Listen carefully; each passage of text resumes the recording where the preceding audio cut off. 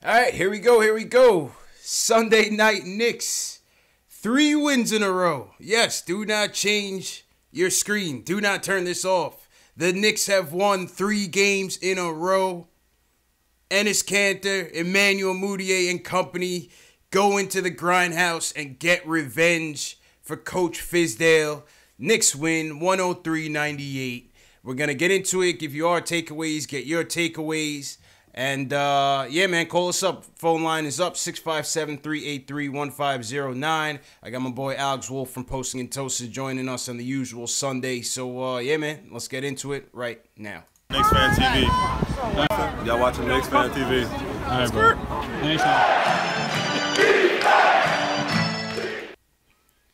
Post-game live. Let me set my guy Alex up here.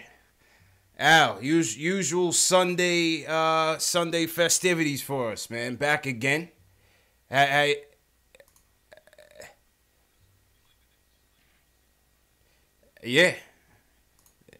Back at it again, and in time for a 3-game winning streak. So let me hit the music.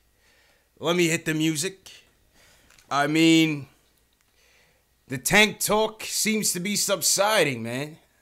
You know, 3 games in a row, 3 quality opponents, and it just seems like, you know what, we went into the grindhouse, we played their game, physical, tough, half-court game, and we beat the Grizzlies at their own game, man.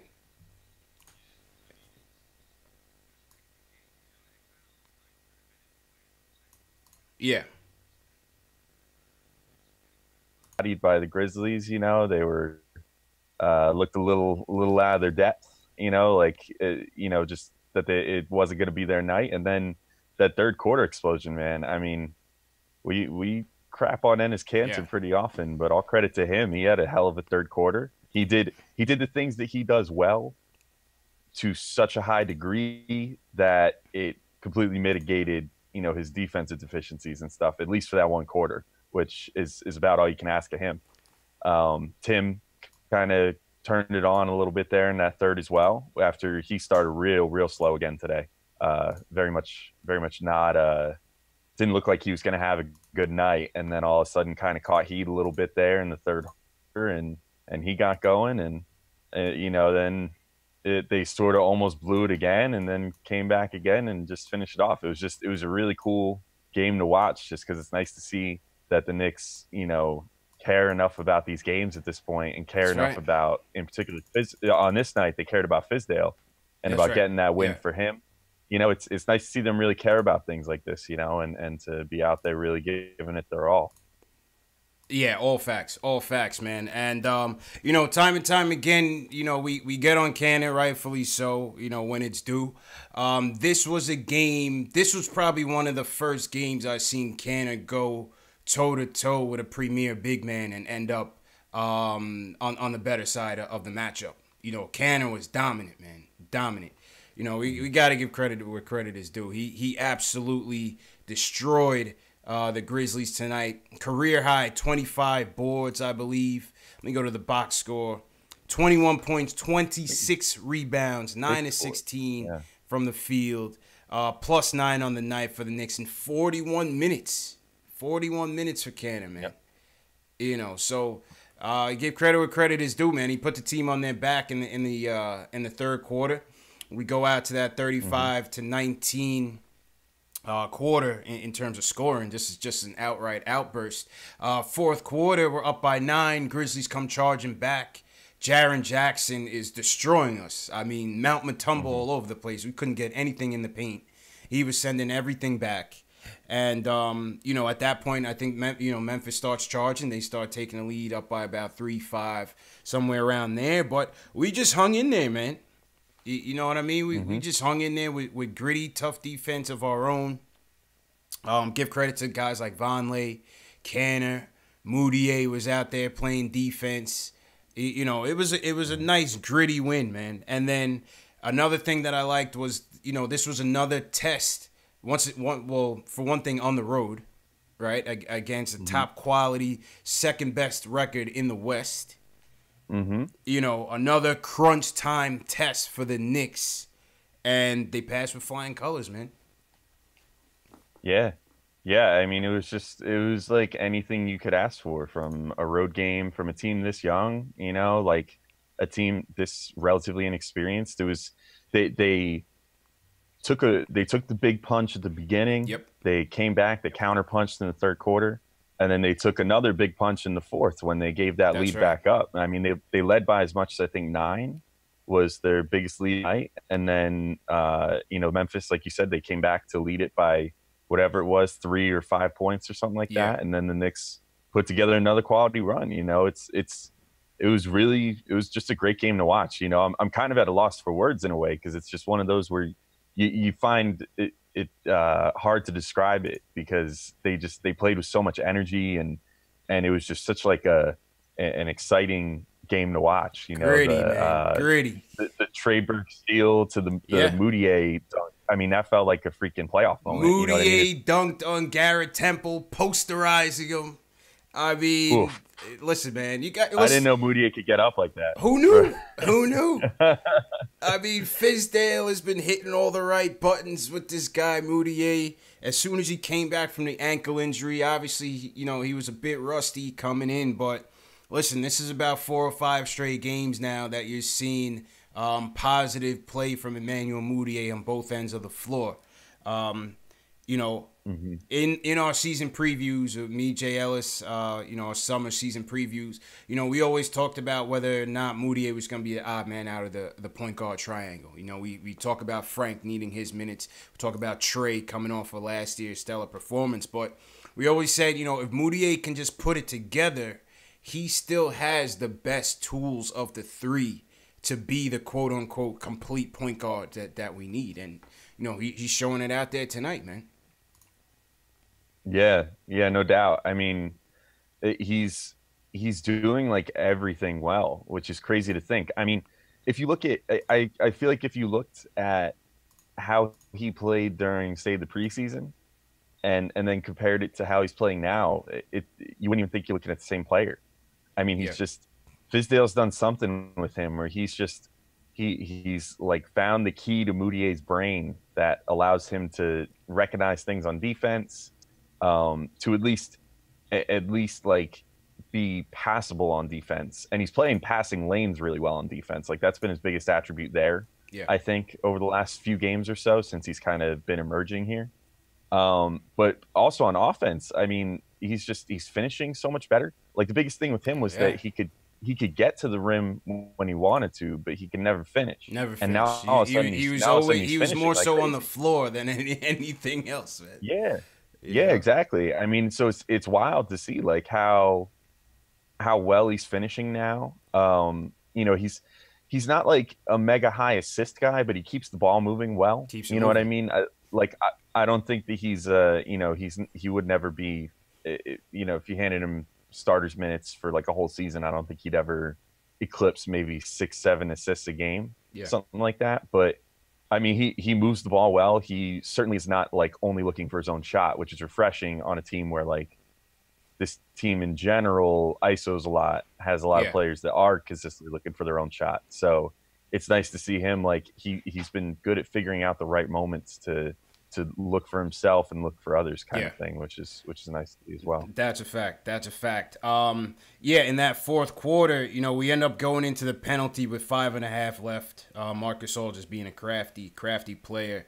But, you know, give credit. You know, when we get it down to 2 minutes left, Timmy busts out of his slump, hits a big 3. We go up by 1. And then 1:35 left. Trey Burke jumps into the passing lane, steals it on Temple, and throws it to Moutier, who bashes it on Temple, man. So that was the play of the game. Moutier sealed it. That was maybe one of the top 5 plays of this year so far. I mean, that was oof. That was I got right out of my seat for that one. That was incredible, man. That was such a good play. Shout out Above the Rim in my chat. Shout out Above the Rim in the YouTube chat. He said his wife got mad at him because he smashed the table as soon as Moutier posterized Garrett Temple. It's worth it, man. You know, tables are temporary. Emmanuel Moutier dunks are forever. So you know, you gotta. That's it, man. Table doesn't matter. That's it. That's it, man. So we're gonna get to the phones, but once again, shout out everybody watching on YouTube, Posting and Toasting, Knicks Film School, Facebook, Twitter, wherever you guys are watching. Happy Sunday. You know, good win. Shout out to everybody in my chat. Let me shout some people out before we get to the phones. Josh Nurse, Mamadou Sekou, Above the Rim. John Talento's in here first. Reaper Man, what's going on? Royce Cujo, Jamie Juarez, the great Ron. Car Guru checking in from Latvia. What's going on, Car Guru? David Carfinkel says, great Team D tonight. Drip Bayless says, Fizz is the Moutier whisperer. Seems so, man. Fizz said he was going to get this kid right, and right now he's on the right track. I see some people are saying Illmatic says, relax on the Moutier bandwagon. I mean, listen, I don't know if it's a bandwagon. I think we just give him credit where credit is due, man. That's what I like to say on the show. You know what I mean, Al? Man, who's gonna rain on that parade right now? Right. You know, we're celebrating this dude who we thought was gonna be out of the league by halfway through the year. He's playing like a starter right now, man. Let's be happy for once. Damn. That's a fact, man. We're on a 3-game win streak. Hold on to this feeling, you know, like hold on to it, man. And for any Giants fans watching, you know my pain from today, man. I was a gloomy Gus up until tonight, man, because I was tight, man. And these Knicks Giants doubleheaders haven't fared too well for us, but you know, the Knicks were able to redeem themselves. So, go ahead, Al. For the Jets, not for Jets fans either. Yeah, not for Jets fans either, man. Not for Jets fans. Yeah, the Jet fans quickly talked me off the ledge when I was, proclaiming my sorrow on Twitter. Yeah, you know we can't all have 2 Super Bowls in the last 15 years, man. You know, yeah. So you just got to learn to get down with the Jets fan mindset. You know, that's a fact. Just, take the losing in stride. You know, it's fine. It's good. That's a fact, man. 55 Chess King, what's going on? I see you. All right, let's get to the phones. Julian starts us off tonight. He wants to talk about Moutier. Julian, what's your takes on the game tonight, man? How you doing? I'm good, man. How y'all doing? Good. Good. Yeah. Man, I was so deflated coming off Brady just giving us that ass whooping, but yeah, it's like I was so relieved when Moutier just banged out all up in Garrett Temple's face. That was just great to watch, and I think we got to retire Moutier. I think for now, the Moutier talk might have to subside, Mal. You know, everybody in the chat, some people in the chat crowned him with that nickname. It certainly hasn't been appearing so far. Yeah, man. Fizz. You know, I'm just wondering if we're going to see, because thinking back now on that Melo trade turned into Enes Kanter, Emmanuel Moutier, and Mitchell Robinson. So we actually robbed the Thunder. If thinking back on it, yeah, that was Scott Perry, Steve Mills. We got to give them so much credit for what they've done. Yeah, not true indeed, man. True indeed. Yeah, go ahead, Al. No, I was gonna say no doubt. Like, I mean, Moutier, all of a sudden he's like a revelation, and suddenly you're right. Like that trade is so much sweeter now when you think about it. So that's a fact. All right, Julian, man, appreciate the call, man. Think we lost Julian. Julian usually has a lot to say. Oh, Julian dropped. All right, my bad, Julian. You can call back. All right, Jay from Brooklyn. He wants to talk about Canner. Jay, you on the line, man. What's going on? Yeah, Jay, what's going on, man? Big fan of you guys, man. Love what you guys are doing. Appreciate it, bro. Just talking about Canner, man. I mean, the type of numbers this dude is doing is unbelievable, you know? I see a lot of people, especially with my buddies, talking about, trade Canner, try to get some value for him, which I understand that point of view, but who are you going to get to do that type of rebounding and that offensive game he has? He has his liabilities on defense. It is what it is, but to me, I think his positives outweigh the negatives, in my opinion. You know, I want to know what y'all think about that. Ah man, this one has been tough, man. This one has been tough for me, Al, because it's like definitely. the rebounding and points are always there for him, but it's just sometimes it just seems like he's much more of a defensive liability out there. And sometimes that negates, a lot of callers call and say, sometimes his stats are just hollow, but I think tonight Inflated, was very good tonight. I mean, tonight he struggled a lot. Go ahead, Al. Yeah, to say he struggled a lot covering Gasol going out to the 3-point line, Jaren Jackson to a degree with that.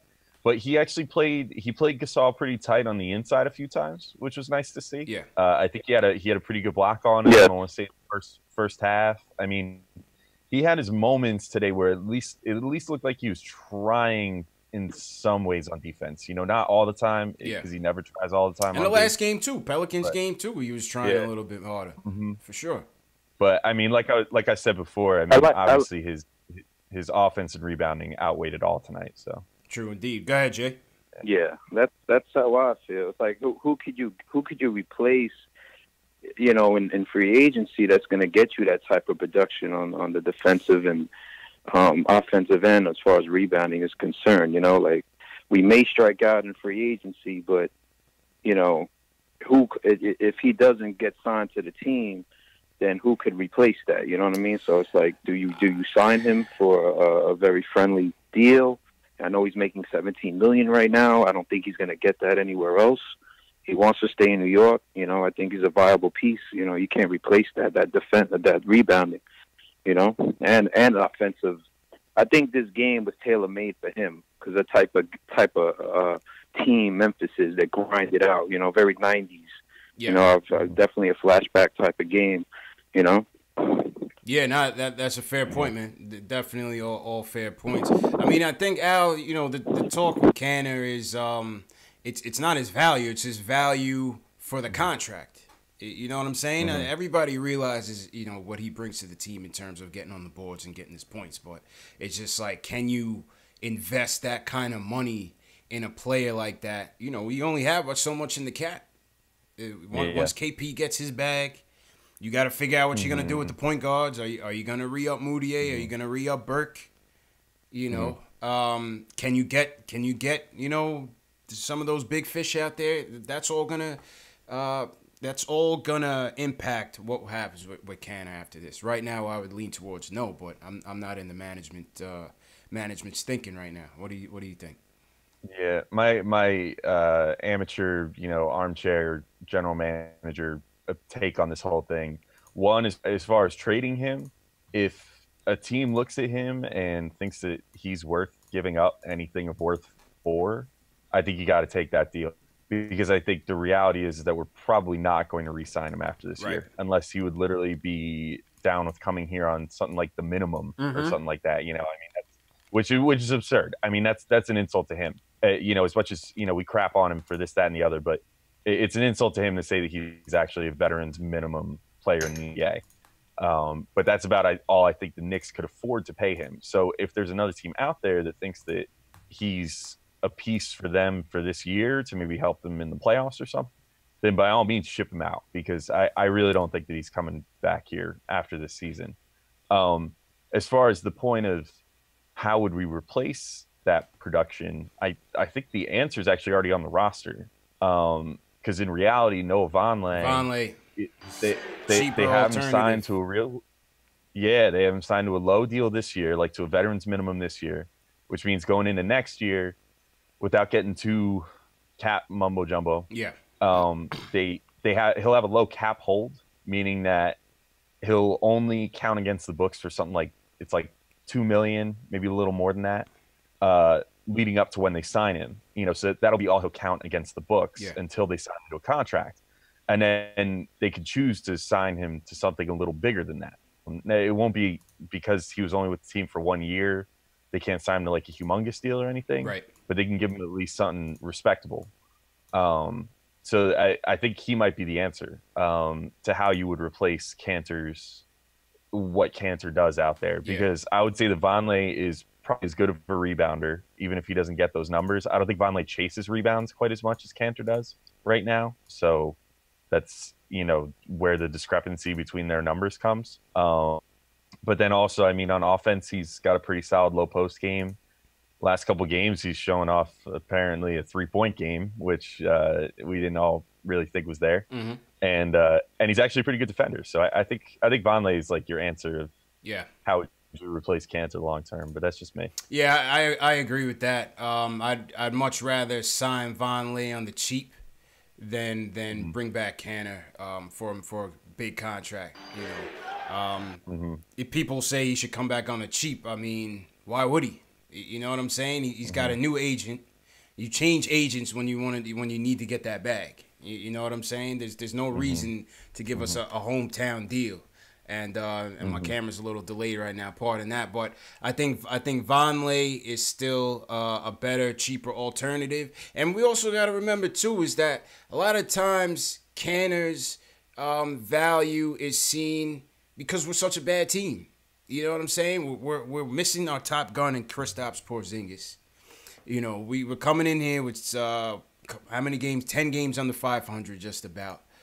So on a bad team like this, a guy like Cantor, his stats are always going to stick out. But I think you can still improve the team without bringing him back, especially at the type of money that he's going to be commanding. Mm-hmm. You know what I mean? No doubt. Yeah, man. Yeah. Absolutely. Shoot, the YouTube is going in right now. We got 400 people on the YouTube. Shout out everybody tuning in. Smash that thumbs up button if you're a diehard Knicks fan. Subscribe to the channel. If you're new to the chat, it's got to be a lot of new people in here. Just give me a hashtag new and where you're checking in from, so we could shout you guys out. But shout out everybody tuning in right now. Definitely appreciate the support. Let's go to Long Island. Carl, he wants to talk about tonight's win. Carl, what's going on, bro? Yo, what's going on, CP? Alex, it's good to see you on the screen. Yeah. Shout out to Jay Ellis. I know thank you. People wondering where Jay Ellis is at. Jay Ellis is Sunday nights or his podcast night, so he's doing his podcast tonight. So shout out Jay Ellis. I feel you. He's got to take care of it. Most mad love to Jay Ellis because he keeps it real, and first off, I gotta say, man, like these 3 wins have been incredible. Like we're actually grinding it out, and when you see kids putting that work in, it's got to make you feel good because, like you said before, we ain't got our biggest gun in KP. And at first I was on some, let KP sit this season out. But we looking like with KP in there, we might be a playoff team. You know what I'm saying? I don't know, Carl. You got to dial it back, baby. You got to dial it back, Carl. Come on. Come back to us, Carl. Come back to us. Look. I'm just saying. Hear me out, though. Hear me out, CP. Hear me out. Hear me out. All right? We got Trier looking like a beast. Okay. We got Trey Burke finally coming back to his own. Moutier is a monster right now. And I was the biggest hater on Moutier. Like, yo, he's garbage. Send him back to the Congo.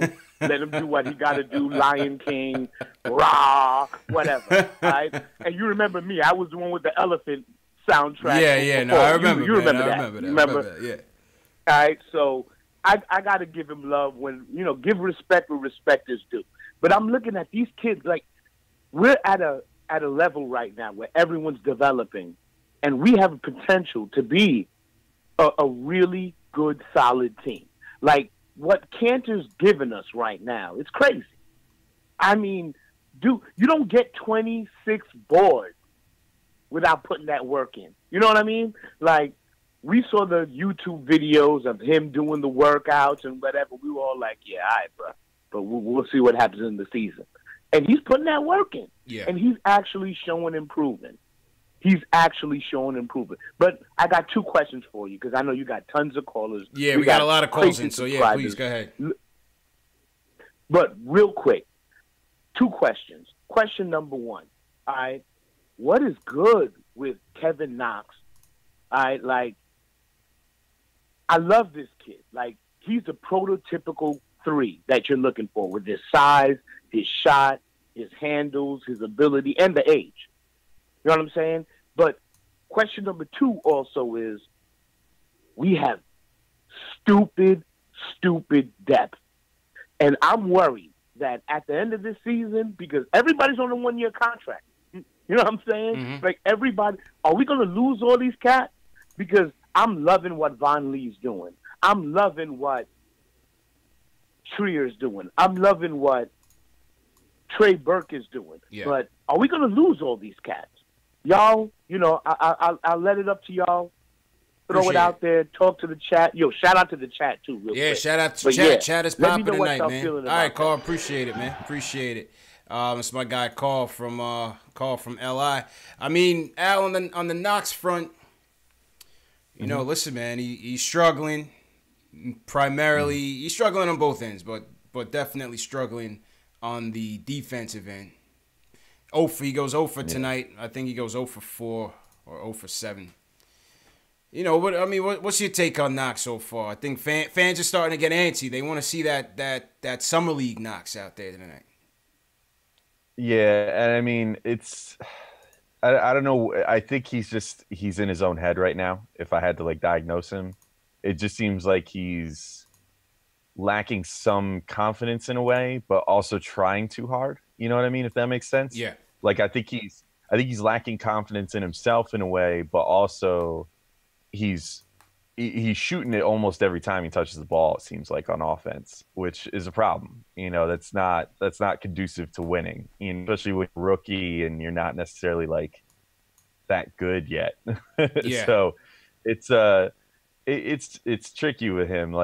And on defense, defense tonight, I can't fault him too bad. You know what I mean? He had a real tough matchup for him tonight for the short time he was out there. He had Jermichael Green that he had to cover almost the whole time he was out there. And Jermichael Green is a pretty big dude and definitely physically out. Yeah, that wasn't his fight. That wasn't his fight. So, yeah.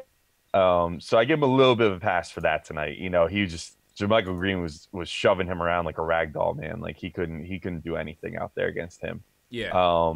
But yeah, I mean, I feel like I've already said this 2 or 3 times on here. Yeah. I'm not too worried about Knox. You know, if we hit this point next year and he doesn't look like he's made improvements, then yeah, I'll worry a little bit. But right now, you know, he missed 8 games or whatever it was. So the ankle set him back. Yeah. So he has 8 less games than everybody else out there as well. I mean, he's just a little lost right now. I like to find it his way. Hopefully he does. Yeah. He'll be all right, man. He'll be all right. You know, like I said, a lot of people are looking for that summer league Knox. And, you know, we just got to realize that, this is the big leagues, man. You know, and, we see ISO out there beasting, and we see Money Mitch out there doing his thing. And, we see rookies of the past, come in and make immediate impacts. Some guys is just going to take a little bit longer than others. Some guys are just going to take a little bit longer than others. We got to remember this kid is 18 years old. Still got to work into his body, get into form. And he'll be back. He'll get up to speed. And the reality of the 3 of them, of Trier, Knox, and Robinson, is that Trier is a revelation. I mean, yeah. Trier, nobody could have really seen that coming. And I mean, he's just way better than anybody thought he would ever possibly be. Mm-hmm. So he's kind of the outlier. Knox and Robinson, I think, are developing about the way you would think they would. Robinson, having some trouble with fouling a little bit. But, generally his skills are easier to step right in at the NBA level and have work right away. Rebounding, shot blocking, defense, just rim running, just the general catching lobs, just athletic type plays. Knox's game is going to require a little more development, right. Because they're expecting him to be a 3-level scorer who can shoot the ball, drive, shoot from mid range, come off screens and shoot and whatever. I mean, there's a lot more to what Knox is expected to do in the game than what there is for Mitch. Yeah. And Knox is younger than him. And Knox, again, has, 8 less games under his belt so far this year. So yeah. I'm not – and with that came all that practice time he missed as well while he was hurt. So there's that to consider as well. So, if Knox is going to be developed the way that you want him to be developed, it's going to be a process because it's there's a lot of layers. It's to quote like one of my favorite movies, Shrek. He's like an onion, you know. He's got layers. He's got layers. He's got layers, work. man. It's good. That's a good analogy, man. Shout out to Shrek. That was a good movie. Yeah, man. Shout out everybody in the chat. What do you guys think about this Knox situation? Have you bailed on Knox? Or are you still gonna be patient with Knox? Let me know what you think in the comment section below. Let me shout out some more people before we get back to the phone. Shout out Smith Jr. He's new, checking in from Syracuse. David Garfinkel, new from Manhattan. The Great Ron, new from Brooklyn. Kenyon Chapman from Brooklyn. Adam Feltz from Brooklyn. BK Heavy in here tonight. Sid Leonard, he says he's new. Sid, I seen you in the chat before, man. But shout out to Sid. He's from Uptown Harlem. Shout out Harlem. KB, new from Australia. We got some international folks in here. Shout out Australia. My Sugar, he's new from the Boogie Down Bronx. Shout out Boogie Down Bronx. One Take is new. Shout out One Take. Yeah, man. Who else? Joseph Fisher. Shout out Joseph Fisher, man. Welcome everybody in the chat. Just smash that thumbs up button for you boys and subscribe to the channel, man. Subscribe to the channel. Once again, this is the post-game show for the fans, by the fans. We do this after every game. Get your takeaways, give you our takeaways. We're going to do our player ratings in a little bit. See who shined in tonight's win. And, yeah, man, let's go back to the phones. Let's go to Anthony in Washington Heights. He wants to talk about the roster. Anthony, what's going on, man? Hey, what's up, fellas? What's up? How y'all doing? How you feeling, bro? Good. I'm all right, man. I'm happy for the win, but I'm a little disappointed in the minutes that Knox, Frank, Mitchell got. Yeah. Knox got 7 minutes. Mitch got 17. Frank got 13, if I'm not mistaken. And I get, I think Fizz really wanted to win this game, so I think that's why he seems sat him on the so. bench. That starting unit went real deep into the third, and most of them stretched into the beginnings of the fourth. That starting unit got a lot of minutes in that third. Oh, yeah, and I'm sure that had a lot to do with it. He wanted to pull this W out. Yeah. But we got to get these players developed. And Knox is going to be all right, man. He's a kid. He's a baby. He's 19. I feel like everybody forgets that. Yeah. He has so much room to develop, and you can see the potential. You could see it. And he did it in Summer League. Summer League, at the end of the day, you saw what he could do. Facts. My second thing I wanted to ask you guys, who do you think we should cut when it comes around time with Trier's contract? With Trier, I yeah, situation. so that's coming up, I believe, December 5th out. Let me know if I'm wrong on this. Yeah, I think it's soon. I think that's the date. It's right around there. Yeah. Yeah, I mean, I think the majority opinion right now is to try to see if you can get Cornette on that two-way deal, cut Cornette and re-sign him on that two-way, and just give ISO his deal. I think that's what do you think, Al? That's pretty much the majority thinking. Yeah, right. I think I floated that on here, I don't know, a couple weeks ago or whatever. I think that's the most likely solution to that good problem to have.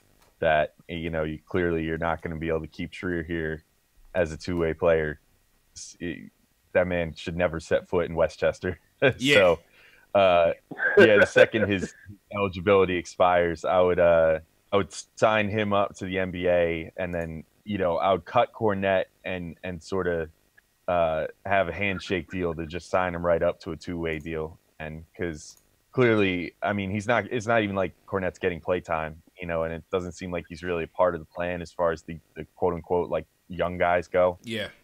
So put him on a two-way deal. Then he could get some run towards the end of the season again. Maybe try to audition for either an NBA deal with the Knicks again or an NBA deal with someone else, whatever. But I think that's probably the best solution.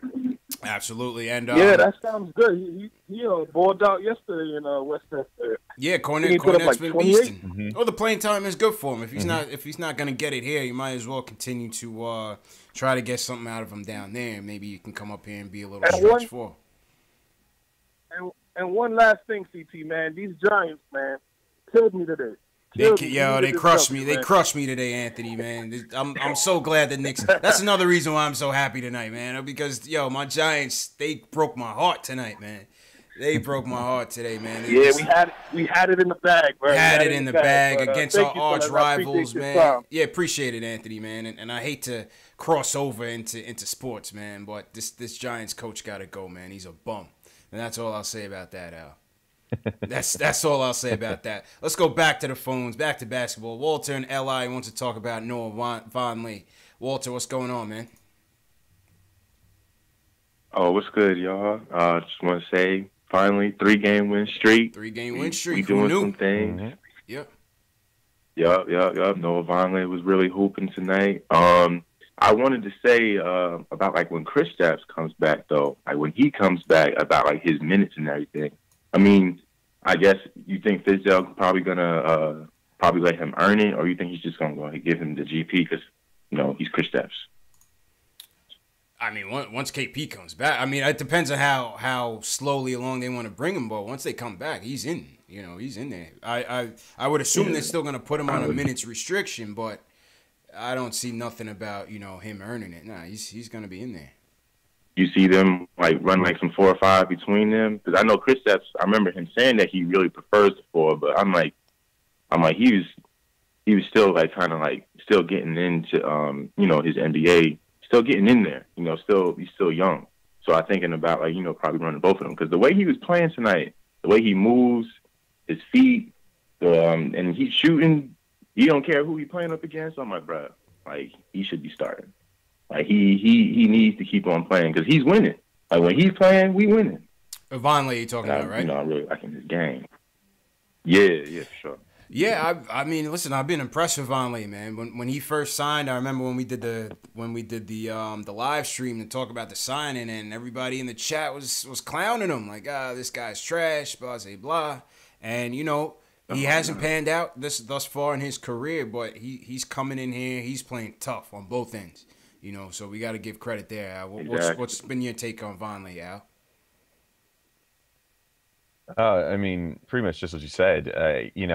I think there were glimpses that he could maybe be like this, and not quite as good as he has been so far. I mean, he's definitely exceeded expectations, but there was tape and stats and whatever that could have told you that he's a good rebounder, decent enough scorer, that he could go out there and a pretty good defender, so he's definitely been outplaying what we thought he could be. As far as when KP comes back, like I actually think KP and Vonleh would probably play pretty well together. I think. I mean, if you remember, it's a while ago now in Knicks years, but if you remember from KP's rookie year, Robin Lopez, he played pretty well with him, and I think Vonleh is similar in some ways to Lopez. He's a good rebounder, but not necessarily not like Cantor in the sense that he's like strictly looking for his own board, but he's also he's just kind of doing team box outs, that sort of thing.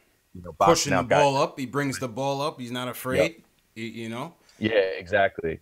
And I mean, I think that he and KP could actually play pretty well together. I think just so. because Vonleh's proven to be a capable defender as well. Yeah. So if Vonleh gets pulled out to the perimeter, he's not totally useless. Yeah. Which means that Vonleh can follow somebody out to the perimeter, and then KP can hang back for that block down low.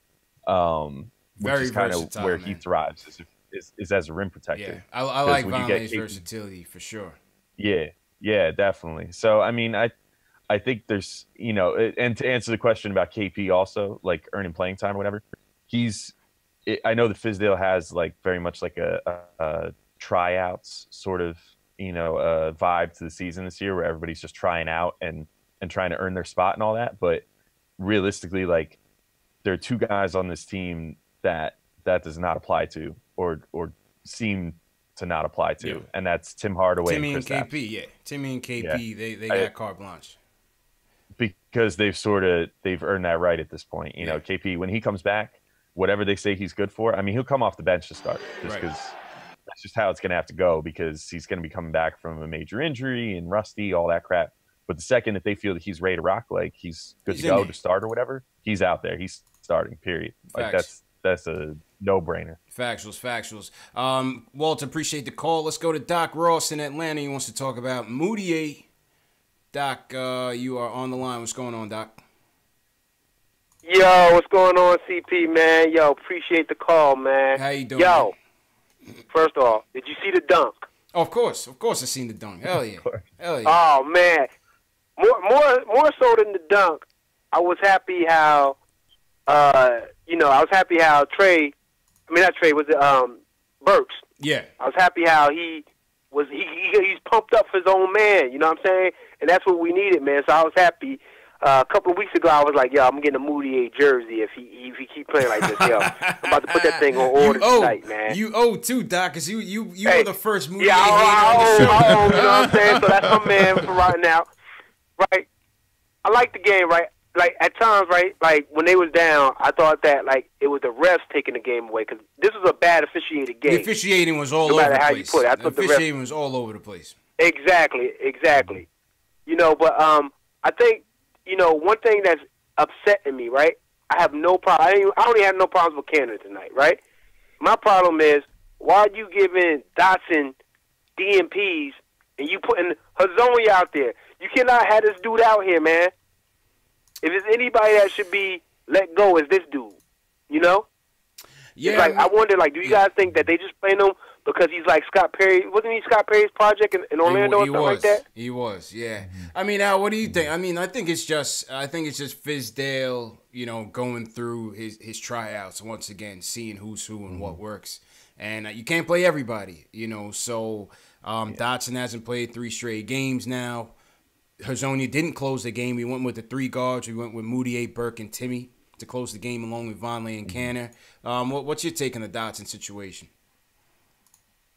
I think like what Fizdale's trying to do right now is figure out what all these guys can bring to the table. My theory, hopefully correct, and you know, if it's not, then I don't know what to say about this. But my theory is that with Dotson, he's already figured out as in Dotson, right? And so he's still using his 20 to 25 game figure it out period here. We're at what today, 21st game of the season, right? Yeah. Mm-hmm. So we're now at about the quarter-way point. So if over the next like 3-4 games we don't see Dotson again, or if after the next 3-4 games we don't see Dotson again, I might get a little worried. But Fizdale's been good about sticking to his timeline so far.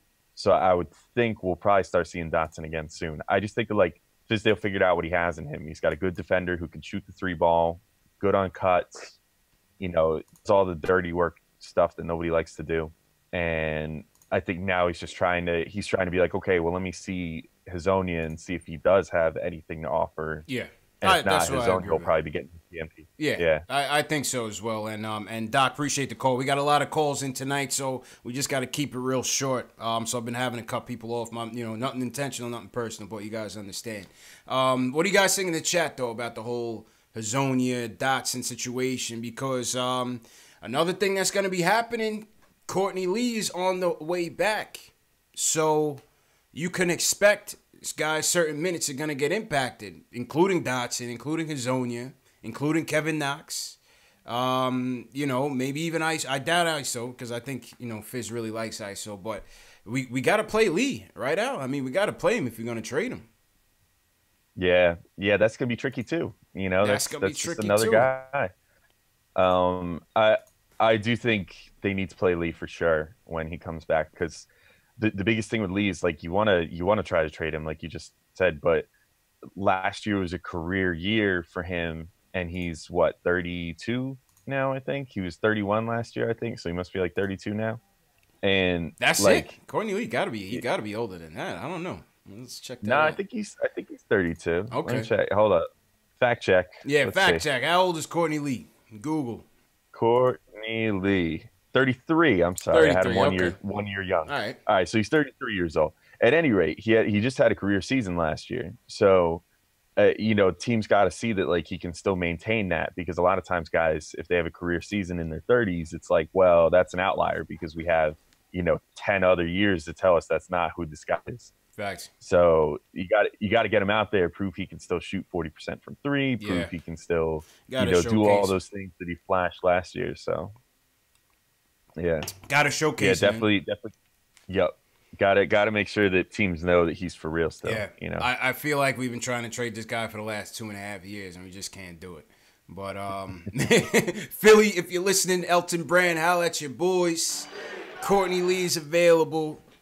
And there's nothing against Lee. It's just, we're trying to build something here, and we're just going in different directions, and we got to try to get his salary off the books to get a little bit closer to our future goals. So Courtney Lee's on the horizon. People in the chat, let me know what you think about this whole Lee situation. How do you think it's going to impact the Knicks? Whose minutes do you think it's going to be impacted the most? And do you think we should even be playing Lee? Some people say, why play him at the expense of the youth? But, like I said, we got to fatten him up and to ship him out of here, man. That's just how it goes. All right, let's go back to the phones. Q wants to talk about the game. I know Q's in a good mood tonight. What's going on, Q? Yo, fellas, what's good? How you doing, bro? What's going down? Right. Good. Hey, man, feel good. I'm watching the game again. You know what I mean? So it's a good feeling. It actually feels like a team now. You know what I mean? It actually playing feels like a team, man. They're playing together for sure. Yeah, I like what Fizz is doing. Fizz is developing everybody. I'm still a little sad about free Docs, free Dot. And there was a Marshawn Brooks signing, which was interesting. So your career's never over with. That's true. Marshawn Brooks is a testament to that, man. Yeah, man. The Kobe imposter, man. The dude came in thinking he was Kobe, had the afro and everything. It was kind of interesting. Yeah, man. I'm not worried about Knox at all. Mm-hmm. I'm a little worried about Lee because Lee will hurt development. And I just don't want guys their development to be stunted. You see what Fizz did with Moutier? Beautiful. Man, Moutier, you know how we felt about Moutier. Get this guy out of town. Right. And now all of a sudden he's a hero. So I just don't want Lee to be here. I want him out, but we got to play him to get his trade value and then get him out the paint. But other than that, man, I like where we're going, man. When KP comes back, I really hope KP sits out the year. I really don't want him to come back. I want him to be healthy and ready to go. So, hey, if y'all could elaborate on any of those points, I would appreciate it. I appreciate you, Q. Great show, fellas. Absolutely, great show. Man. Always appreciate your support, man. No doubt. Yeah, I mean, Al, with the whole Lee thing, I mean, it's just a part of the rebuild. Part of the rebuild is, yes, you're gonna bring in young players. Yes, you want to develop your players, but you gotta still shift that old guard out. We haven't completely turned the roster over, and Courtney Lee's been kind of that holdover from that, those Phil free agent transactions. So it's just gonna be the cost of doing business and the nature of the beast. He's gonna have to play. Teams are gonna have to see what he can do before they even think about taking a guy with 2 years at $13 million, I think, on this deal. Mm-hmm. That's not an easy deal to offload, man. Not an easy deal to offload. Yeah, I mean, it's just a weird situation. They want to be free agent players, so you kind of have to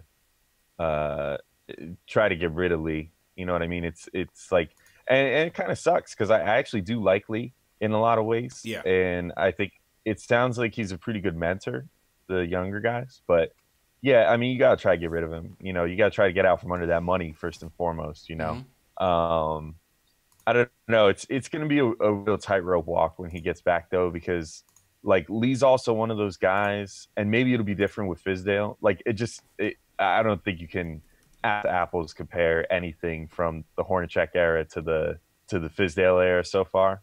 But like under Hornacek, Lee kind of bristled at having to play off the bench, a number of times, and so he was always starting under Jeff.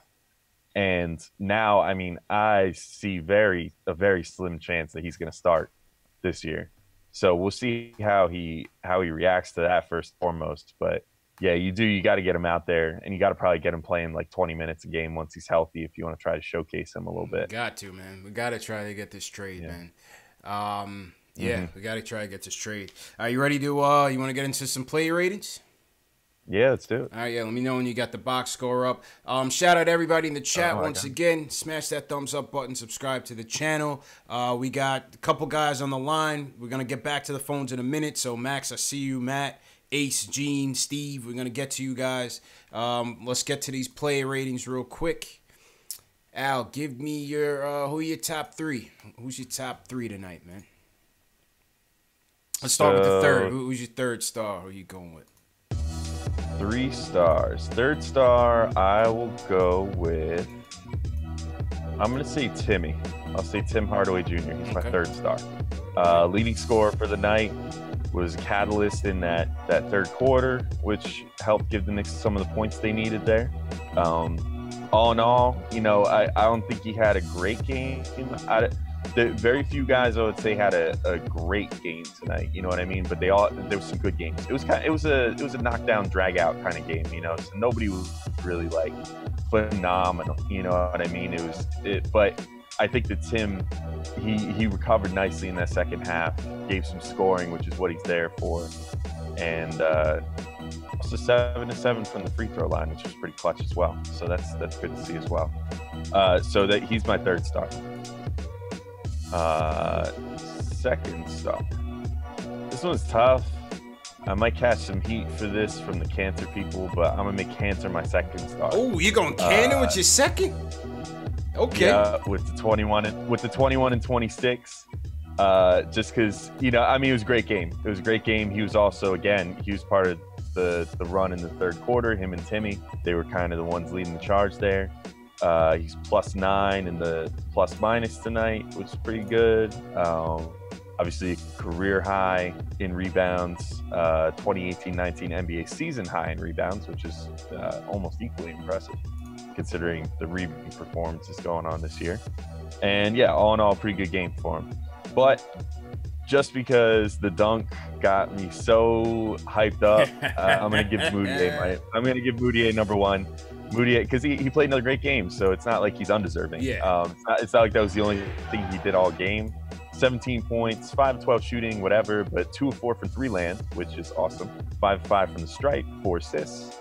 A steal, a very impressive block. I mean, he was like a highlight factory, as it turned out. He had that block where it was kind of a out of nowhere. I forget who it was that he blocked. Was it like Temple? Maybe he might have pulled up on Temple tonight, or maybe it was Conley that he blocked. I forget.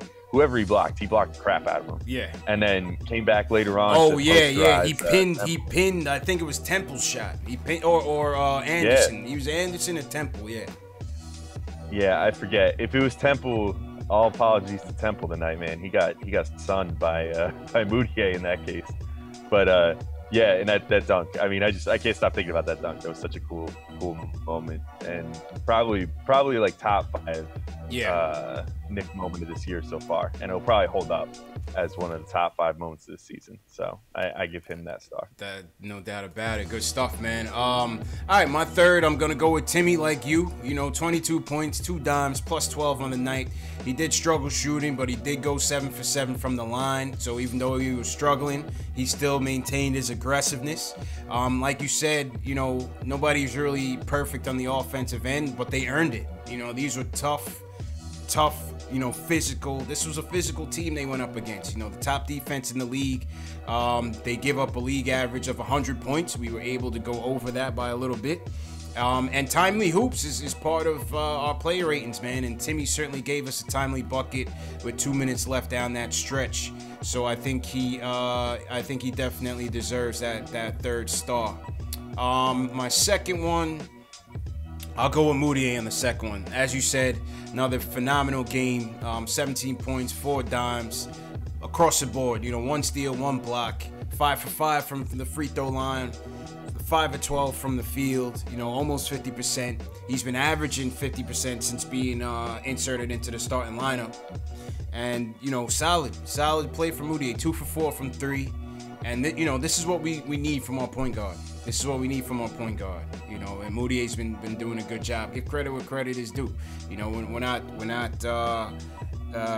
ascending him into all-star caliber, but we appreciate the games that he's been playing. He's been playing good. He's been playing well. So Moutier gets my second star. First star goes to Cantor. 21 and 26. 9 of 16 from the field. 41 minutes. +9 on the night. He battled. There was a grind in the grindhouse, and we wouldn't have gotten this W without him. This was a night where his stats really shine bright, and that 26 career high for him. Shout out to Cantor, man. Monster game, man. Monster game. So with that being said, what's your player ratings for these guys? What's your player ratings for Tim, Cantor, and Moutier? Let's see, Tim. Does Canner earn your 10 tonight? Does Canner earn your 10 tonight? No, I'll never make that mistake again. 'Cause I'll never catch that crap again. You know, I gave him a relative 10 one time, and now it's the joke here now. So I'm never giving another 10. He got the one and only. All right. Forever. Okay. Unless Porzingis daggers someone in a game 7 or something, then I'll give him another 10. Let's see, Cancer, I will give. Let's say I'll go high. I'll give him a 9 today. I'll give him a 9 as well. Quality of opponent definitely has to be taken into consideration. Yep. Quality of opponent and how he kind of rebounded there, and pun intended. Rebounded there in the second half where he kind of was struggling a little bit, getting his shot off in the first half, and he came out like a man possessed in that third quarter. You know, pump fakes around the rim. Yeah, I mean, he was in a mode.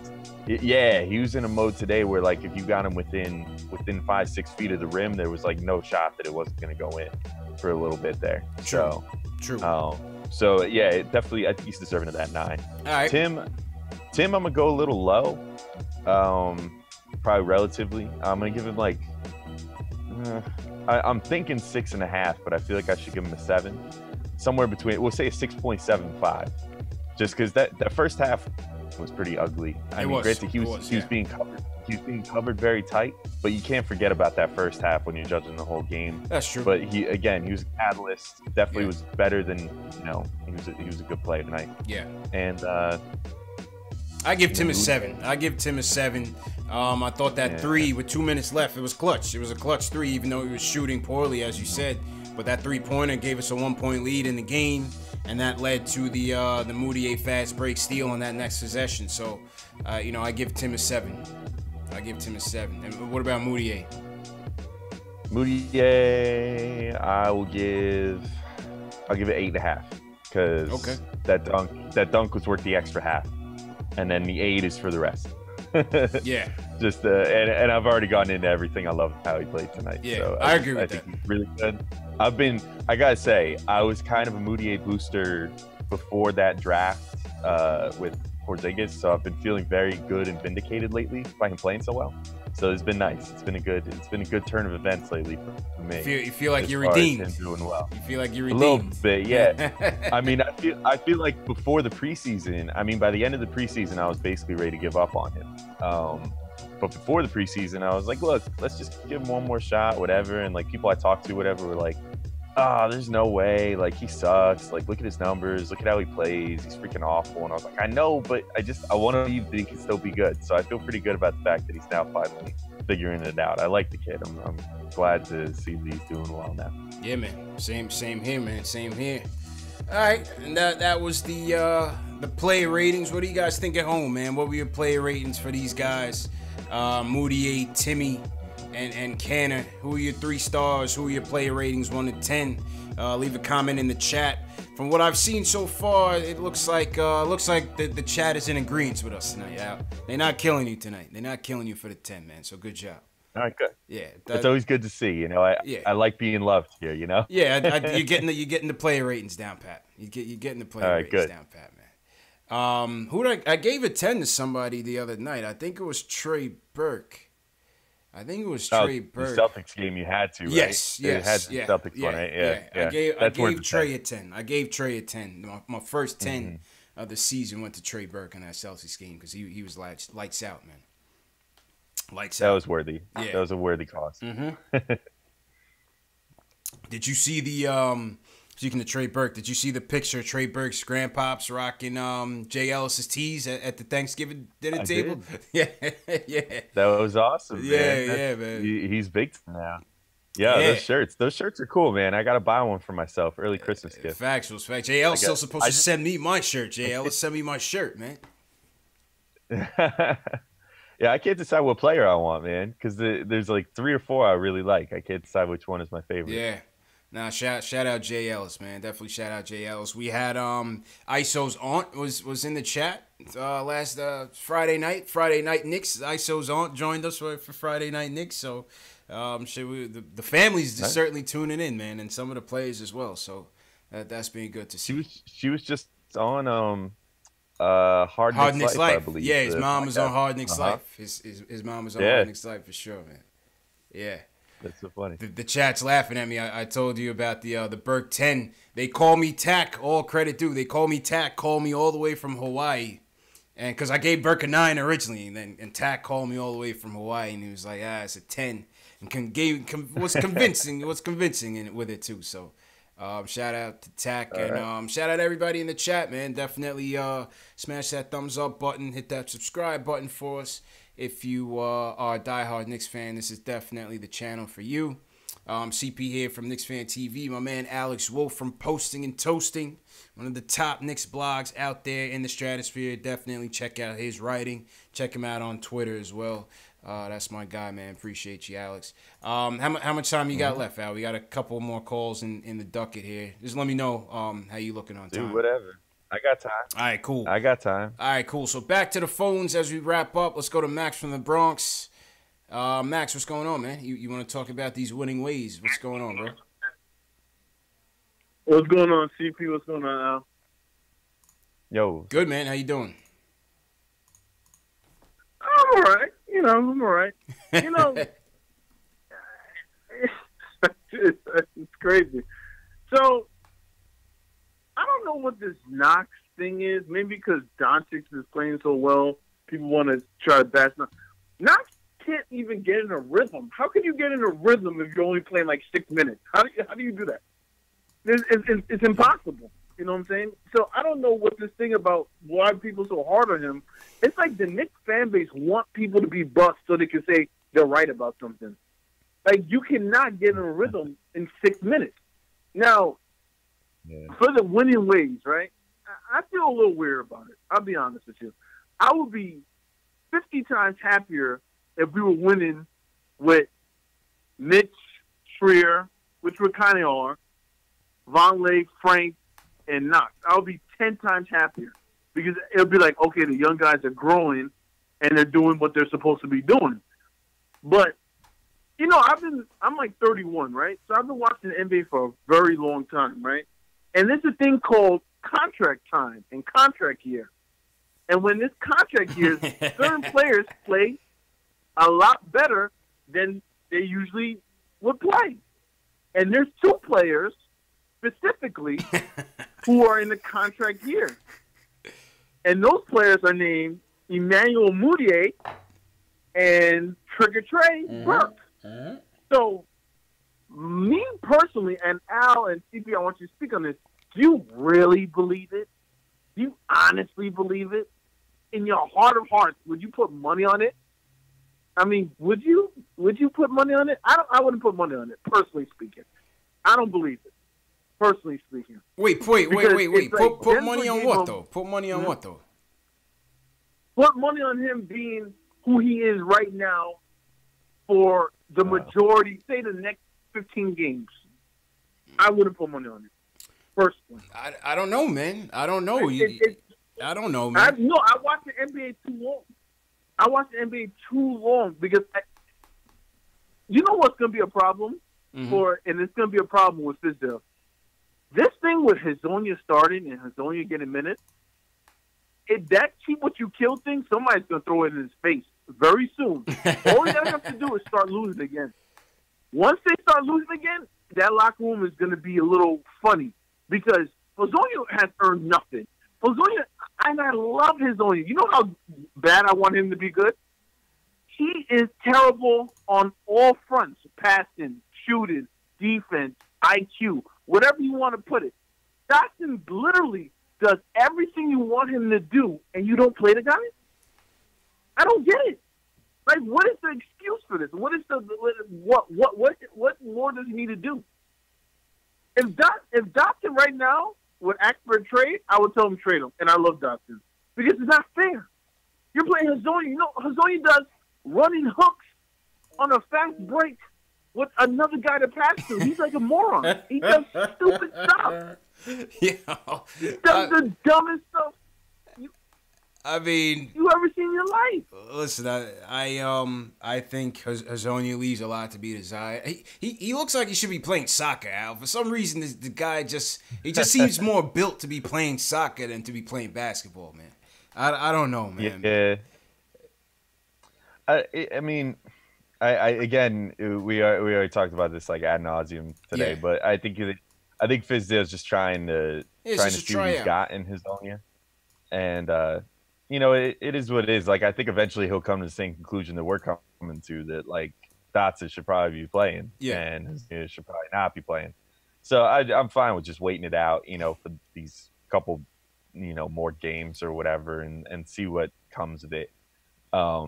But I think Fizdale's also all for. I think it's just like an unfortunate circumstance that like this 3-game win streak started on that night when Hazonia was that the first start that Hazonia got? Yeah, or did yes, it was. Start before yes, that? It was. That was his first night. Yeah.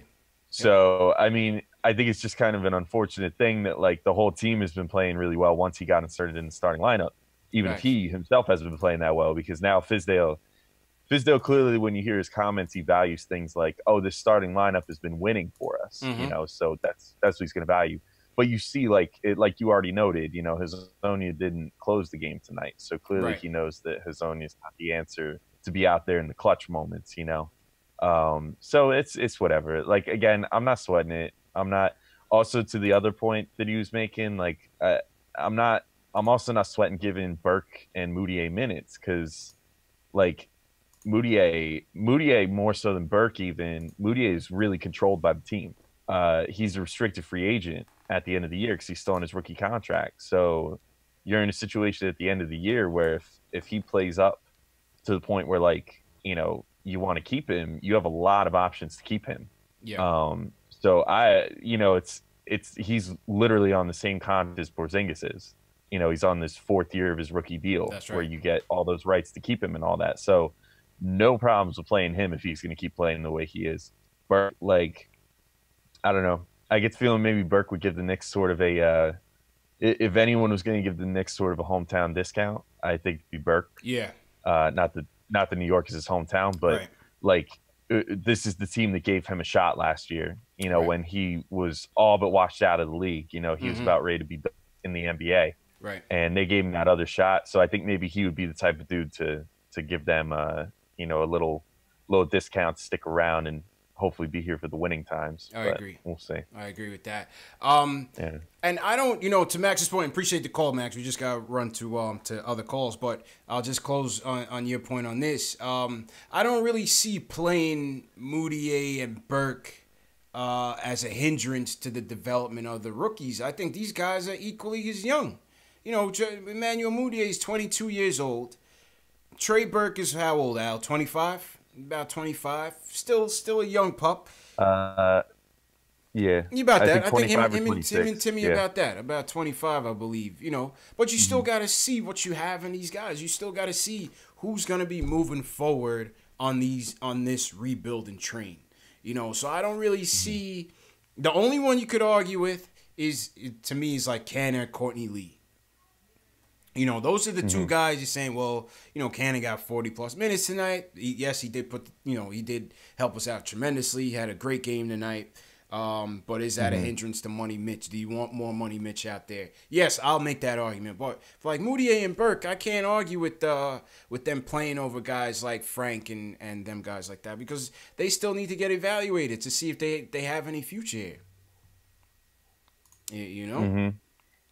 Yeah, man. Yeah, and like Moutier's still real young. Moutier's younger than Trier. You know, and Trier's like one of our prized rookies. You know what I'm saying? Like, right. So Moutier maybe is finally turning a corner. I mean, point guard is a position where sometimes you see guys take their whole rookie contract to figure it out. And maybe he's just one of those guys. And he just needed the right coach, and he found him. So Factuals.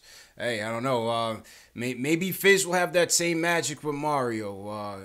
Max, just stay patient, I guess. Stay patient, everybody in the chat. Once again, shout out everybody in the chat. Jamal Simpson, Sid Leonard, what's going on? The Entertainer is in here. My man, The Entertainer. Shout out The Entertainer. If you guys haven't followed him, any Giants fans out there, definitely follow The Entertainer. My man, The Entertainer, had 1,000 plus people in his Giants Philly live stream today. I was in there watching along, pissed off as he was. But yeah, shout out The Entertainer, man. He had a monster day today in his live stream, and yeah, he's in the chat right now. All right, let's go to Matt from Florida. Matt, well, speaking on the Canner topic, Matt thinks Canner should be starting more. What's going on, Matt? Hey, thanks for taking my call tonight. First of all, I want to talk to the young bucks in here. I'm an old school Knicks fan. I'm 45, okay. So I've watched the Knicks through the 90s. Excellent. When defense was a premium. That's fact. That's a fact. The Knicks, to me, tonight held a team below 100 points. Yes, they did. It drives me nuts when the Knicks allow guys to just drive through the lane, not get a hand on them, not play any kind of defense. Because defense wins games. And the Knicks' defense was the best tonight that it's been all year long. So you want to know my player ratings? I'll throw it in there. Okay. Canner was number one. I'm sorry. You can't replace 26 rebounds, 21 points. That dude is a double-double machine. His one deficiency is defense, but the man beat up tonight on a lot of possessions. He altered some shots. He got in there, and I got to say this: I would like to see Mitch Rob and Canner on the floor together. If Robinson could learn not to foul out, they'd have twin towers. They'd have two guys that could. Robinson is a better defender, maybe in terms of blocks. He gets a lot of blocks. Can't score a lot, but maybe that's something that'll develop over time with a jump shot. He gets a lot of putbacks. Canner is just an old-school, grinded-out center down low, and he commands a double team. They got to learn to pass better out of a double team. Yeah, he's got to so learn. Canner was my number one guy tonight. Mm-hmm. I love Cantor. I think he's untradeable. He's one of those assets you just do not want to get rid of. So you'd want to spend the money on him? You'd want to invest the money on him going forward? I'd keep him. Keep him. You need an old school center like that can just grind out rebounds. She's like a Tyson Chandler. Those kind of scorers. Tyson's got, no kind of three. I don't want to see Cantor taking threes. I don't know how the audience feels about that, but Cantor can't shoot threes. His game is not, that ain't it. That ain't it for Cantor. He's trying out there. He's trying to adjust to that style of play, but he's trying. I know Fizz wants him. I know Fizz wants him to shoot threes, but that's ridiculous. I mean, come on. You're wasting his talent. Down low, he's almost unstoppable. He's got footwork. He doesn't look out of place at any point. The teams realize it. I can't believe how long it took Memphis to throw two guys at him. Yeah. And the big part, too, is when you get doubled down low, which would happened to Canner, few possessions, somebody else, one of the guards actually has to come to the ball. The spacing on that was horrible. So that's what I'll say there. So Cantor's my number one. I never give anybody a 10. There's always room for improvement. Yeah. I'll give him a 9. All right. My number 2 is Moutier. I love Emmanuel Moutier. This kid can play. He's scrappy. He's finishing better. I know you guys are just talking about the guard alignment, moving ahead, trying to get minutes for everybody. Let's be honest. Remember back to the Pat Riley days, Jeff Van Gundy days. I know we're in a new era of analytics, but at the end of the day, you play the guys that are winning the games for you. You shorten those minutes up, and you start to see a winning combination. Moutier is playing very well. He had another great game tonight. Like you said, 17 points, 4 dimes. He's awesome. And he's 6'5". For a point guard. He's more of a hybrid guard. He can create some serious matchup nightmares. I'm going to give him an 8.5 tonight. He's my number 2. And you said it correct. My number 3 is Tim Hardaway Jr. All year, he's been the Knicks' most consistent player, at least, scoring-wise. He may not have scored, loaded the stat sheet tonight, but he did have 22. And had some key transition baskets and threes in transition that were really big for the Knicks to win this one. And the foul shots. What was he, 7 out of 7? 7 out of 7 for Timmy tonight. Yep. Yeah. Let's be honest. great foul shooting, great defense are what wins games. And the Knicks can keep this thing going. I mean, they've got two big guys. I mean, I want to get your take. I mean, I'm sure you will agree with me. Robinson and Cantor could be devastating down low if they could work them in tandem together. I would try to keep Courtney Lee, at least for a few more years. He's the next best defender. He's a 3D guy. He can hit an enormous amount of threes. He can defend the team's best player. He's a great defender. And, you know, I just think that, like, you know, guy, and I heard somebody say that they wanted to see Nicolina come back in. I think that guy's garbage. I think he's a defender, but he's got no offensive game, nothing. And when the game is on the line, you can't count on him to deliver. I'm sorry. You guys are going to win the game for you, big clutch players. Burke is one of those guys. Yeah. Burke is a first-round talent. So is Alonzo Trier, ISO Zoe. The only reason he wasn't in the first round, let's be honest, because he failed those PED tests. Right. That's it. That's it, man. That's the only reason. I'm from Westchester myself. Okay. I've only been here a few years. All right. So I've been watching Knicks basketball. I live, breathe this team. I love the team. There you go, man. Well, yeah, we definitely appreciate the call, man. Yeah, I think this is your first time calling, man. Definitely appreciate you calling back as well, man. Yeah, y'all got a great show, man. Thanks. Absolutely great show going here. Thanks a lot, love man. The feedback. Thanks for the support, man. All right. And yeah, I like when the old school fans call in, Al. You know, I like the old heads like myself that remember the '90s Knicks. So shout out to Matt. Unfortunately, like I said, we just got to run through the calls before we wrap up for tonight. Well, what was your take on? I agree with most of what he said, but I'm not sure about the Cannon and Money Mitch part playing together. I wasn't too sure. I'm not too sure about that one. What do you think about that combo? I think they're okay together. I mean, like, if you could play Cancer and Vonleh together, you could certainly play Cancer and Mitch together. Yeah. I don't know if it's like a perfect pairing. Like, I think he was talking about the whole like Twin Towers thing. I think that sort of thing is getting a little bit antiquated. Yeah. In today's game, like, you kind of need. I don't know, because it's like Mitch's biggest strength is defending the rim, but if you put him out there with Cantor can't chase guys on the perimeter, and Mitch can. So then you're taking away one of Mitch's best strengths. So it's a thing. You know what I mean? I don't know exactly. They've tried that a few times this year. They did. Cantor with Mitch, and I mean it sort of works. I mean sometimes, you know what I'm saying? Like they just. Something about their games, it's not a perfect match. You know what I mean? It's that way, yeah.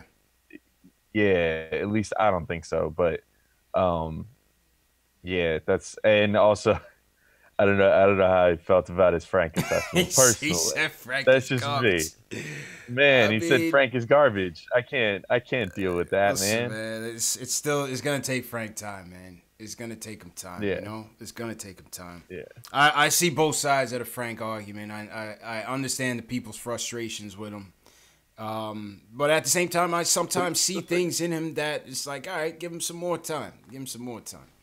Let him cook. I mean, he's younger than Mitch, all things considered, too. That's the biggest thing that I keep going back to is, like, people treat Mitch with kid gloves of, like, oh, he's young, he's fouling, blah, blah, blah, he's learning. That's true. But it's like, hey, you know, Frank's younger than him. Well, he might be a second-year player, but But see, the thing is, Frank, for his whole career, Frank will never be able to shake the Donovan Mitchell connection, the Dennis Smith Jr. connection. He's never gonna shake that, and that's gonna be to his detriment for his whole career, no matter what he turns out to be.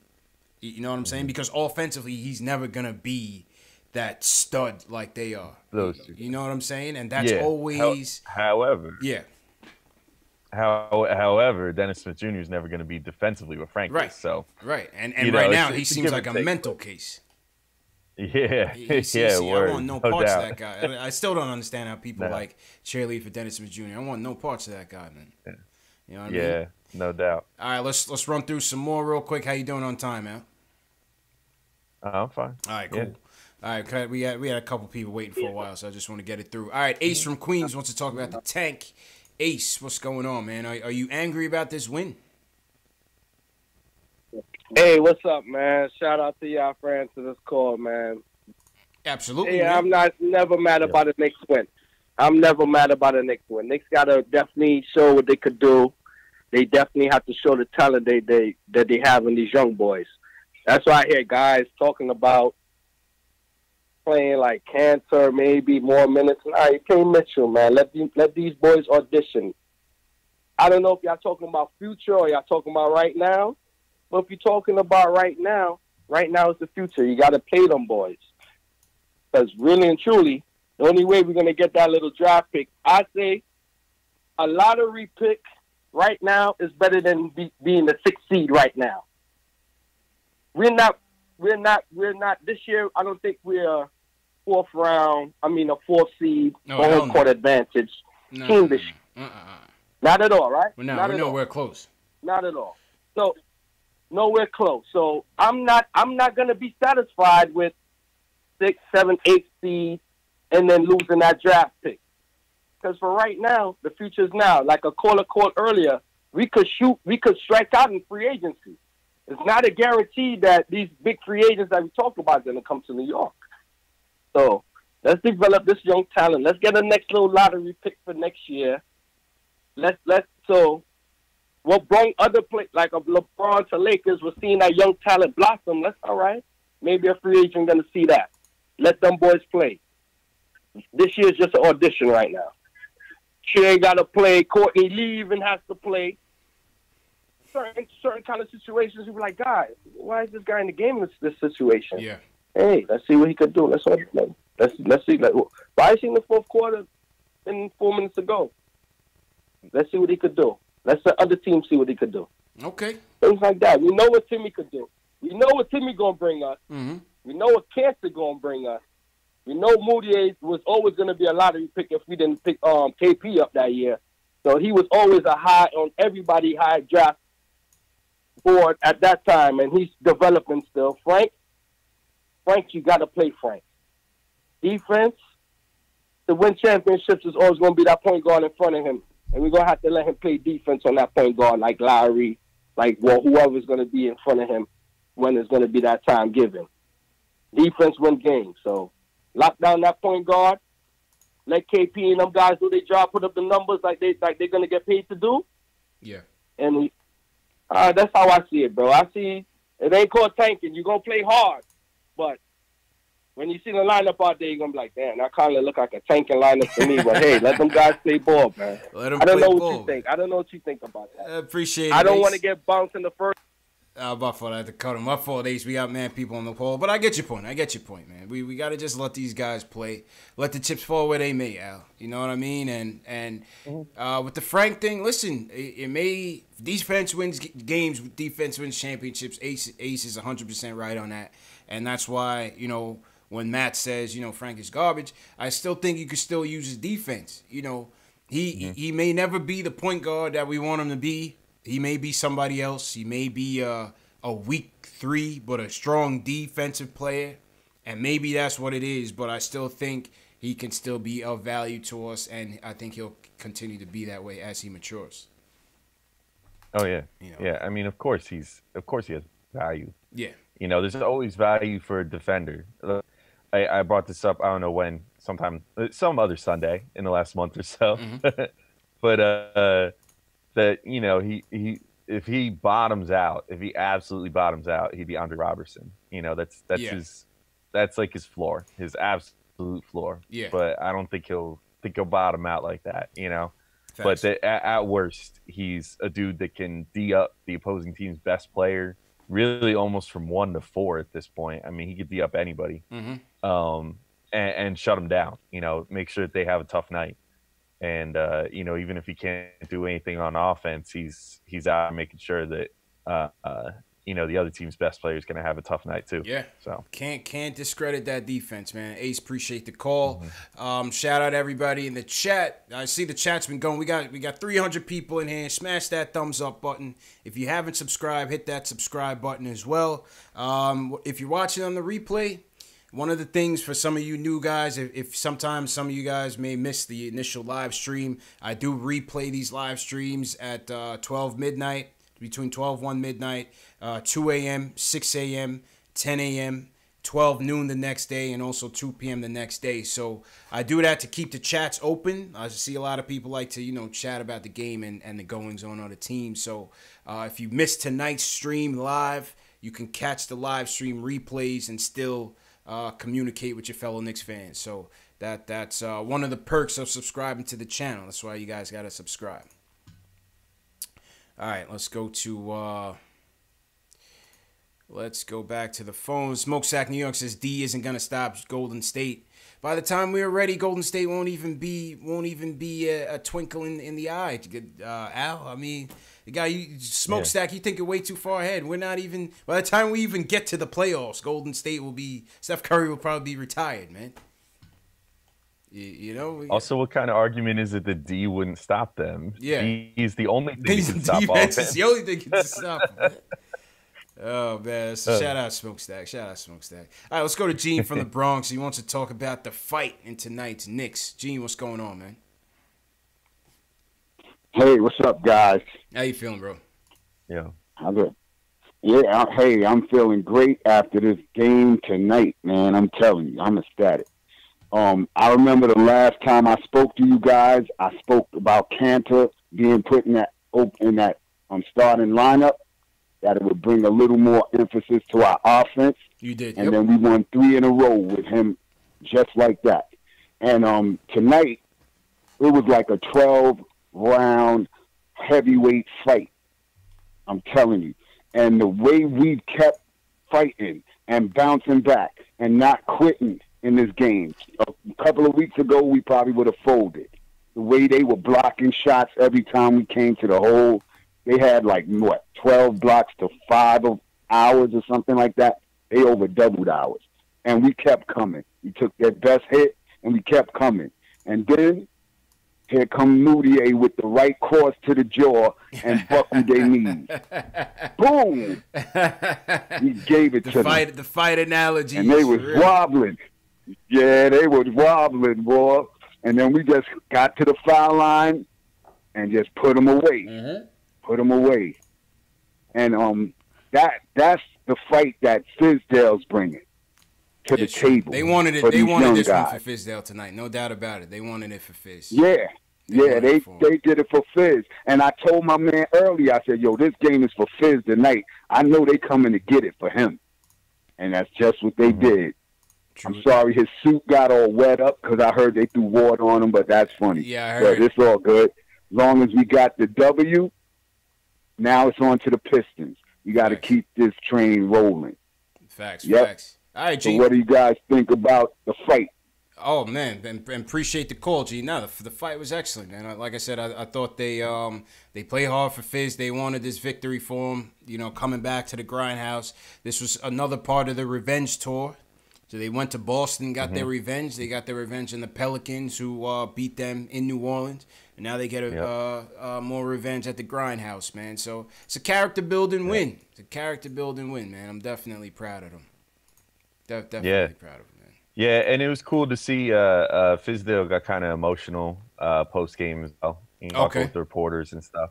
I saw a little something about that from JB, Knicks Film School, tweeted that out. Shout out JB. Shout out Knicks Film School.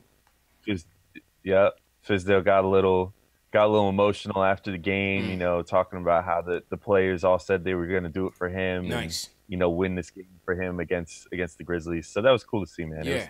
It was nice to see. You could tell the players wanted to win it for him, and it's nice to see that the Knicks have a coach that all the players love so much that they're willing to go out there and do something strictly on his account. You know. Yeah, I mean, like you said, refreshing to see that they actually respect the coach because Jeff Hornacek was roadkill, man. But but yeah, man, shout out to Fizz and definitely congrats to Fizz. Alex from Westchester, he wants to talk about free agency. Alex, what's going on, man? Yeah, how you guys doing tonight? Appreciate you having me on. Appreciate it, Al. What's going on, bro? Yeah. Well, before I go into free agency, I heard that comment about Frank. I've been talking to my boys. I think Frank is floor Tony Allen kind of player. That's a championship player if you're blessed to get there. Mm-hmm. But in terms of free agency, I'm just curious, both your opinions. What happens if we don't sign a Klay Thompson, a Kawhi, a KD? Yeah. What would you guys do if you were the Scott Perry and Mills in New York? What would you do the next 2 off seasons? Keep going. Keep going. You know what I'm saying? I mean, obviously, Al, you got coming up. You got AD. You got Greek Freak. You know, I don't like chasing these free agent dreams. You know, we've had our hearts broken already. LeBron, the whole summer LeBron thing crushed me because I really thought he was coming to the Knicks that year. So yeah, if we strike out, we strike out. You know, we just keep building through the draft, and you know, maybe you'll get a home run, and maybe this team will continue to gel with the young pieces that they acquire. You also you may be in a position one day to strike a trade. You know, a sign and trade or package up some of your young assets. You know, maybe a Knox and an ISO might get you a big time player that might be the missing piece that you need to take that final run. What you think? Yeah, my thought would just be if they would strike out on the big names this summer, just basically roll it over. You know, don't make any rash signings. Don't overpay someone just because the money's burning a hole in your pocket. That's the biggest thing I would say, and you know, just kind of almost do it like how the Lakers did it this offseason. Yeah. Like they got LeBron, but they had another maximum slot that they could have given to someone else, and instead they signed a whole bunch of dudes just on 1-year deals. Once they realized that they weren't getting George, or they weren't going to trade for Kawhi, or you know, things of that nature, and they knew that money wasn't going to get used in any way. For on like a big name, like on someone worth the money, then they just sign a bunch of guys to 1-year deals. That would kind of just be my solution. You know, just don't go out there and splurge on someone who's not worth it. Don't panic. Yeah, no doubt. So that would be what I would say. Just kind of roll it over. Just be like, look, like, okay, we didn't get KD, Kyrie, Kawhi, whatever, but next year there's there's Anthony Davis will be the big fish in the 2020 free agency. Is Giannis, is he 2020, 2021? I forget. But yeah. Whatever year, like you said, he's coming up too. So, you know, you just kind of trust that your process will pay off at some point to Phillyify it. Trust the process. Trust that process.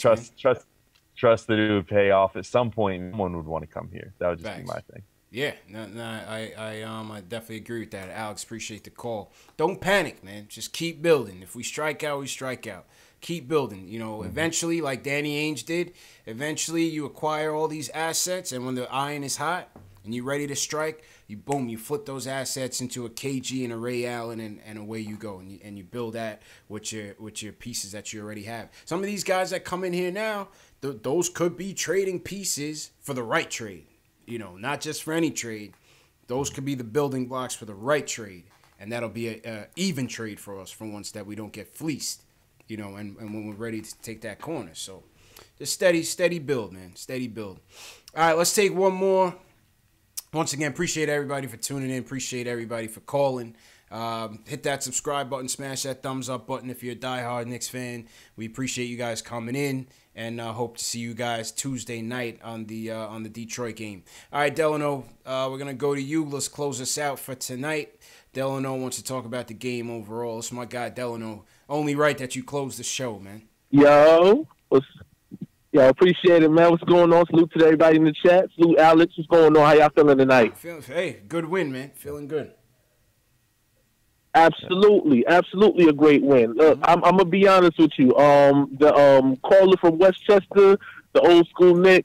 Yeah, I disagree with that.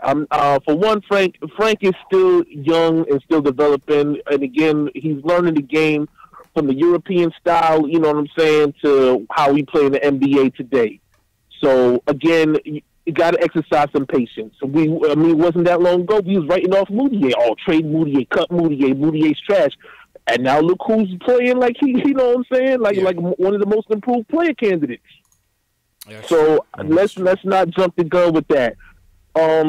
Second thing I want to talk about, I like Cantor and Vonleh, and I don't know if y'all guys pay attention to the chat that much, but I always said that the pairing Vonleh and Cantor on the floor is what I wanted. It's something that I've been, kind of, aiming for, especially because I don't like the signing of Hazonia. I feel like you could get anybody to fill that spot personally, but specifically, I wanted that pairing of Vonleh and Cantor because it balances out Cantor's defensive deficiencies and his liability on the floor by adding Vonleh on there, because Vonleh can stay with his man, can affect shots as well. You know what I'm saying? And he jumps for it. He doesn't really chase down rebounds, but Cantor does that. So, you know what I'm saying? It balances out. But if y'all seen J. Michael Green tonight, now maybe I can see why I've been saying the whole time that specific name of what I wanted in a trade with, you know what I'm saying, as far as if we could give up Lance Thomas or even Lee and get J. Michael Green on our squad. Because look at what he did in just a short amount of time coming off of that fractured jaw situation. 6 points, and that's not, again, that pain is going to affect your offensive game. I don't care what nobody say. As a player or a former player, I'm telling you that little things like that will affect your game. But still, 7 boards, 2 blocks, you know what I'm saying? He affected the game and made it difficult for Vonleh. Yeah, he's a tough player. Yeah, you can't. But imagine having him on the floor with Mitchell Robinson coming off the bench. You know what I'm like? That is a scary idea. That is a scary thing for other players. So if we was able to pull that trade off, yeah, I'm all for it. You know what I mean? But Moutier and that dunk, man, crazy. I was out of my. It is funny because I came outside on my break to catch the end of the game, and I saw that, and I just jumped out my seat like, yo, we got one. That's it. Yo, Moutier. That's all it is. That's all she wrote. Moutier put the icing on the cake, and Delano, appreciate you as always, man. Moutier put that icing on the cake, absolutely, man. What more can we say, man? What more can we say, Knicks fans? 3 wins in a row. The tank has been put on ice for a second, man. I don't know. Where's the tank? Where is Knicks tank right now? Where in the world is Knicks tank right now? I don't know. The tank is stalling. The tank has stalled out, man. The tank is stalled out, man. But yeah, man. Listen, we just gotta roll with it, man. Like I said, I don't root for losses. Obviously, in wanting to upgrade the talent on this team, I won't cry when they lose, but I'll be happy when they win, and especially 3 straight quality wins. This is another quality win, and you got nothing else but to be proud of. Again, you know what I'm saying? So with that being said, my guy Nick says we got to hit the music. So we'll hit the music for him.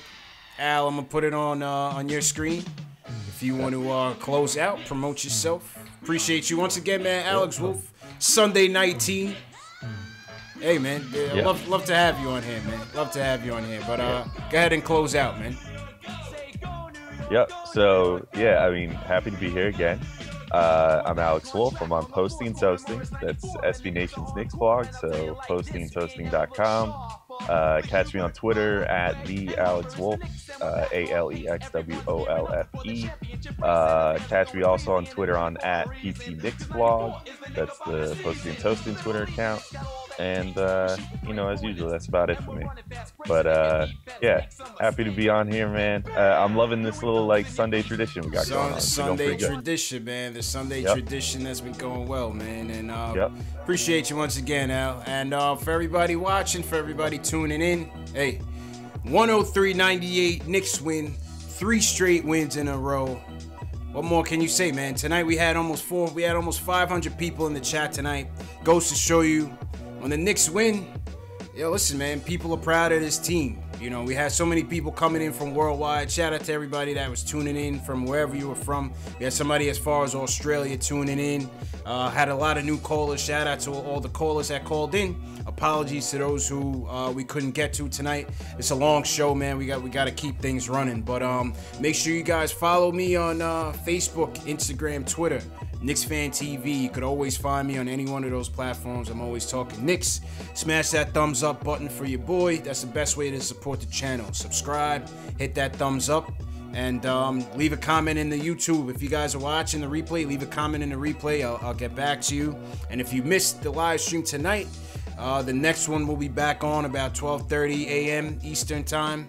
After that, it'll be 2 a.m., 6 a.m., 10 a.m., 12 p.m. Eastern, and 2 p.m. Eastern. So the live chats will be up and going if you want to talk about the game and recap with your fellow Knicks fans. So let me shout out some more people in the YouTube chat real quick. Shout out to Dark Shadow Media TV, appreciate it. Reaperman, appreciate it. Godzinga's team. Will Cushman, always appreciate you. Nick Reyes, appreciate you, bro. Blah, I don't know. See you later. Jamal Simpson, appreciate it as usual. SS Television, always in here, man. One of my regulars. Keith Sinclair as well. Call me Tack, all the way from Hawaii. Shout out Tack. Flacco, I see you, Flacco, on Instagram as well. Shout out Flacco. John Talento, first guy in here, appreciate it. Mateo914, appreciate it as well. Anybody I missed, nothing personal, always appreciate the support. Like I said, man, I'll see you guys Tuesday night. Knicks Pistons, join us back here after the post-game show. Let's see if we can keep it rolling. Can we make it 4 in a row? Let's see, man. Alex Wolf, appreciate you once again, man. Always appreciate your insights, bro. Yeah. Of course, man. Yeah, happy to be here. Yes, sir. Peace.